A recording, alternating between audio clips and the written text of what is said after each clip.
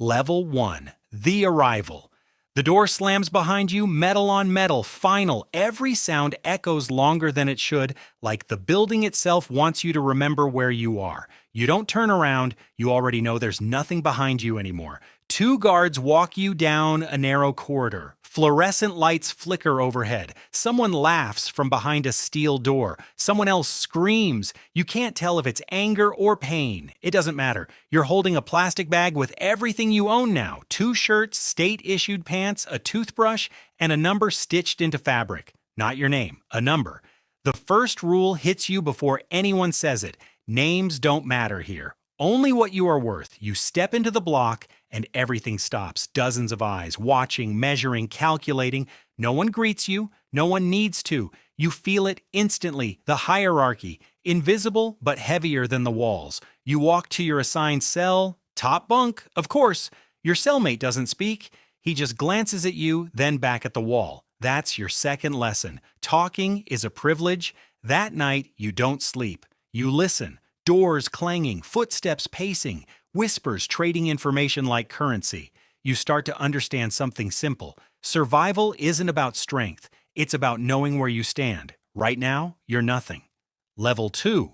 The useful one. It starts small, a favor. A guy in the yard nods at you. Not friendly, not hostile, just acknowledgement.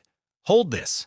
A package wrapped in plastic. You don't ask what it is. You don't need to. That's the third rule. Questions get remembered. You carry it across the yard. Your heart beats too fast, but your face stays blank. You drop it where he told you. No one stops you. That's when you realize something important. The guards don't control everything, not even close. Later that night, someone slides a protein bar onto your bunk. Payment, no words. That's how it works here. You run small errands, pass notes, move things, stand in places at the right time. You become useful, and useful people last longer. But usefulness comes with visibility. People start noticing you, testing you. One day someone tries to take your food. You hesitate just for a second. That's enough. He steps closer. You new ones forget where you are. Your hand tightens around the tray. You make a decision. You swing first. It's messy, fast, brutal. You don't win clean, but you don't lose either. And that's all that matters. Later, someone nods at you. Different this time. Not measuring. Respect a little. You understand the next rule. Violence isn't chaos, it's communication. Level 3, the trusted runner. You don't get asked anymore. You get told. Be in the laundry room at 1400. You show up early, always early. Inside there are 5 men, no guards. That's not an accident. One of them speaks. You move fast. You don't talk. Good. He hands you a list, names, cells, times. You're not carrying packages anymore. You're moving information, schedules, deliveries, debts. This is different. Information travels quieter than contraband, and it cuts deeper.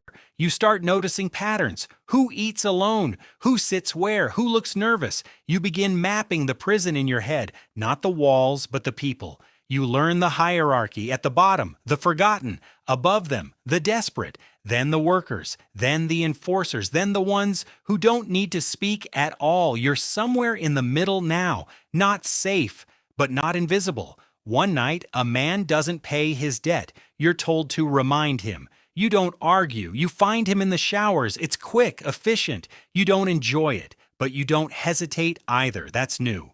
Later, when you wash the blood off your hands, you stare at your reflection. You look the same, but something isn't. You don't feel shocked anymore, just aligned.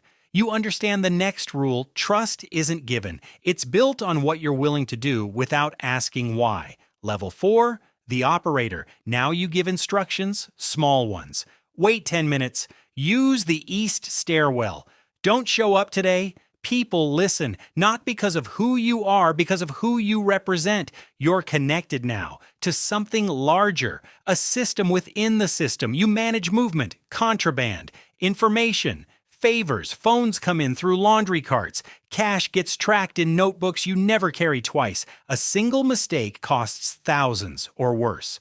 You start thinking differently, not about survival, about efficiency. You cut out weak links quietly.